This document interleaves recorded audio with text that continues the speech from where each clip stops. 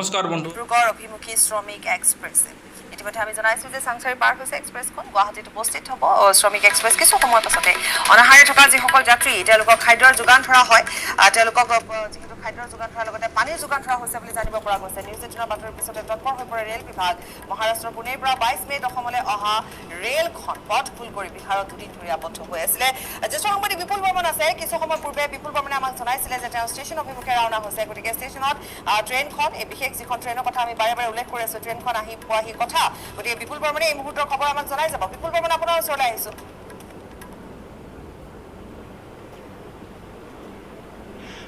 ইয়াৰ আগতে আমি কটন বিশ্ববিদ্যালয়ৰ ছাত্ৰাবাসৰ সন্মুখত থাকি আমি সেই পৰিৱেশ দেখুৱাইছিলোঁ বা আপডেট যিখিনি খবৰ আছে সেইখিনি আমাৰ কেমেৰা পাৰ্চন হিতেশ ডেকা আৰু মই জনাইছিলোঁ।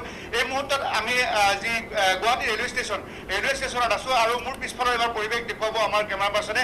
আৰু চাওক, আপুনি যিটো কথা কৈছে, হয়, মহাৰাষ্ট্ৰৰ পুনেৰ পৰা যিখন ট্ৰেইনে বিহাৰত ট্ৰেক চেঞ্জ কৰি বেলেগ ফালে গৈছিলে, আকৌ সেইখন বিভিন্নজনৰ তৎপৰতাত সেই ট্ৰেইনখনে গুৱাহাটী আহি পাইছে আৰু সমান্তৰালভাৱে অন্য কেইবা ঠাইৰ পৰা, চেন্নাইৰ পৰা আৰু মুম্বাইৰ পৰা কেইবাখনো ট্ৰেইন আহি আছে আৰু আজি পুৱাৰ ভাগতো পাইছিলে, যোৱাকালি নিশাৰ ভাগতো পাইছিলে।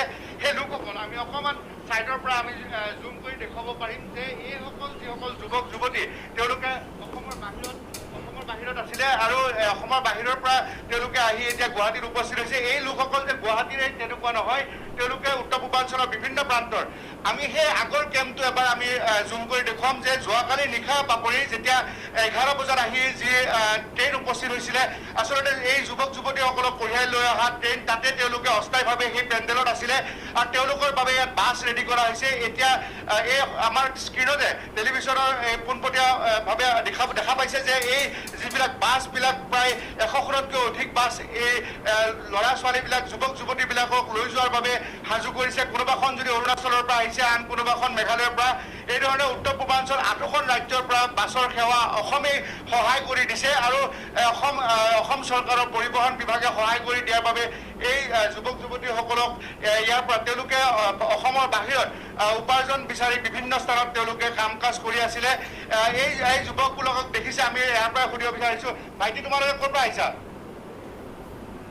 মেঘালয় से कहाँ में था? অলপ ডাঙৰকে কো, ডাঙৰ তাৰ পৰা কো, ডাঙৰকে কো।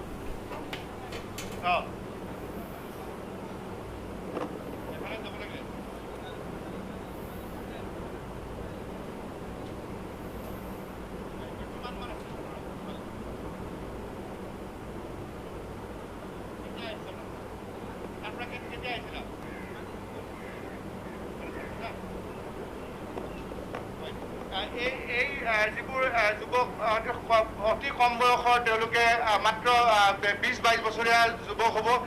আৰু এই আমি যুৱতী কিছুমানকো দেখিছোঁ ইয়াতে। আচলতে আমাৰ উত্তৰ পূৰ্বাঞ্চলৰ যিসমূহ ৰাজ্য, এই ৰাজ্যসমূহত কৰ্মসংস্থান নাপায়, তেওঁলোকে বেলেগ ৰাজ্যলৈ গৈ তেওঁলোকে কাম কৰি আছিলে, বিভিন্ন ধৰণৰ কাম কাজ কৰি আছিলে। কিন্তু লকডাউনৰ সময়ত এই 3 মাহ ধৰি তাত আবদ্ধ হৈ আছিলে, মাৰ্চ মাহৰ পৰাই, আৰু আহিব বিচাৰি আছিলে, নিজৰ ঘৰখনলৈ আহিব পৰা নাছিলে। এতিয়া আহিছে। এই যিখন শ্ৰমিক ট্ৰেইনৰ কথা কৈছিলোঁ, অকল এখন নহয়, কেইবাখনো শ্ৰমিক ট্ৰেইন আছিলে বাপৰি। সেই ট্ৰেইনসমূহত যোৱাকালি 11 বজাত, আজি পুৱা 6 বজাত আৰু এতিয়া 8 বজাত আৰু কিছু সময় আগতে 9 বজাত এখন ট্ৰেইন আহিছে। এই ট্ৰেইনসমূহত তেওঁলোকে আহিছে আৰু যিখন বিশেষ ট্ৰেইন মহাৰাষ্ট্ৰৰ পৰা, পুনেৰ পৰা যিখন আহিছিলে, সেইখন বিহাৰত ট্ৰেক চেঞ্জ কৰি হেৰাই গৈছিলে, যিখন আকৌ এইখন বিভিন্নজনৰ তৎপৰতাত। আৰু আমি নিউজ 18ৰ বাতৰি কৰিছিলোঁ যে ইয়াতে থকা লোকসকলে তেওঁলোকে বিভিন্ন ধৰণৰ খাদ্যবস্তু পোৱা নাছিলে, কিন্তু আমাৰ বাতৰিৰ প্ৰভাৱ যে ইয়াত সেই লোকসকলক এতিয়া খোৱাপানীকে আৰম্ভ কৰি বিভিন্ন ধৰণৰ যি সামগ্ৰী, খাদ্যবস্তু সেইবোৰ প্ৰদান কৰিছে ৰেলৱে কৰ্তৃপক্ষই। যিয়ে নহওক, এই যুৱক যুৱতীসকলে এতিয়া ইয়াত বাছৰ অপেক্ষাত আছে। বাছ আহিছে, খালি কোনখন বাছত উঠি তেওঁলোকে শ্বিলঙলৈ যাব বা কোনখন বাছত উঠি ইটানগৰ যাব, সেইসমূহ এতিয়া চোৱা চিতা কৰি আছে। বাছসমূহ আহি পাইছে। মই এবাৰ মোৰ বাওঁফালে যিবোৰ বাছ ৰখি আছে, এয়া আমাৰ কেমেৰা পাৰ্চন হিতেশ ডেকাই দেখুৱাব। এবাৰ চাওক, আমি দীঘলভাৱে যদি আমি চাওঁ, যদি সন্মুখৰ পৰা পিছলৈকে প্ৰায় 100-150 বাছ ইতিমধ্যে সাজু কৰি ৰাখিছে ইয়াত। এই যিবোৰ যুৱক যুৱতী যিবিলাকে বাহিৰত শ্ৰম কৰি আছিলে, ইয়াতে ঘৰলৈ উভতি আহিছে, তেওঁলোকক গন্তব্য স্থানলৈ লৈ যোৱাৰ বাবে বাছসমূহ সাজু কৰিছে। তেওঁলোকৰ মাত্ৰ ঠিকনাসমূহ এতিয়া ইয়াত লোৱা হৈছে, প্ৰপত্ৰসমূহ ফিল আপ কৰি আছে। এওঁলোকক নিজৰ নিজৰ ঠাইসমূহলৈ লৈ গৈ পাপৰি তাতে কোৱাৰেণ্টাইন কৰিব বুলি আমি জানিব বিপুল পাৰিছোঁ। বৰ্মন যিহেতু ঠাইলৈ তেওঁলোকক লৈ যোৱা হ'ব কোৱাৰেণ্টাইন কৰিব আৰু যিখন বিশেষ ৰেলৰ কথা আমি কৈ আছোঁ সেই ৰেলখনো আহি পাবহি আৰু আনুমানিক কিমান যাত্ৰী এতিয়ালৈকে আহিব পাৰে বিপুল যিহেতু আপুনি তিনিখনকৈ ট্ৰেইনৰ কথা ক'লে বৰভাগৰৰ পৰা আহি থকাৰ কথা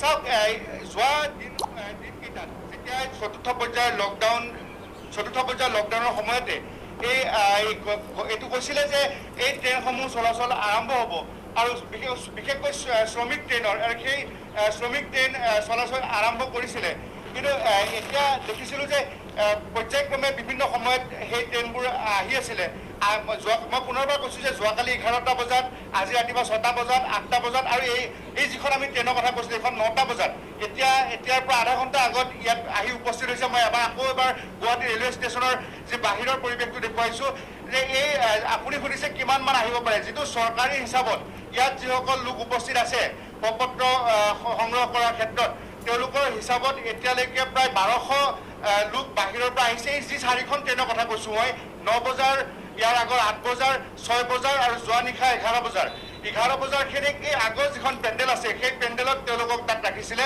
গতিকে এই গুৱাহাটী ৰেলৱে ষ্টেচনৰ বাহিৰৰ এই বৰ্তমান সময়ৰ পৰিৱেশ তেওঁলোকে নিজৰ ঘৰখনলৈ যোৱাৰ বাবে আপোনাক এই মুহূৰ্তে ধন্যবাদ জনাইছোঁ কাৰণ যিহেতু বাছ বহুত আছে তাত ৰৈ আছে আপুনি সেইখিনি আমাক খুব সুন্দৰভাৱে আপুনি ইতিমধ্যে জনাইছে আৰু যাত্ৰীসকল ৰৈ আছে কোনখন বাছত তেওঁলোক যাব এতিয়ালৈকে নিৰ্ধাৰণ কৰা হোৱা নাই কিন্তু জানো আমি যিহেতু পৰৱৰ্তী সময়ত আপুনি তাত আছে গতিকে সবিশেষ খবৰ আপুনি আমাক দি যাব আৰু যাত্ৰীসকল এতিয়া অধিক তেওঁলোকে অপেক্ষা কৰিছে কাৰণ নিজৰ ঠাইত তেওঁলোকক কোৱাৰেণ্টাইন ইফালে কৰা হ'ব 14 দিনৰ বাবে ধন্যবাদ জনাইছোঁ বিপুল আপোনাক আৰু এই মুহূৰ্তত আমি কিছু দৃশ্যাংশও দেখুৱাম যে ষ্টেচনসমূহত ৰৈ আছে যাত্ৰীসকল ক'ত আবদ্ধ হৈ আছিলে সেয়াও আমি দেখুৱাই গৈছোঁ আৰু এনেধৰণে এতিয়া ৰাজ্যলৈ বহিৰাজ্যৰ পৰা যিসকল লোক আবদ্ধ হৈ আছিলে তেওঁলোকৰ ফুল হৈছিল খবৰ অব্যাহত থাকিব সময় পুনৰ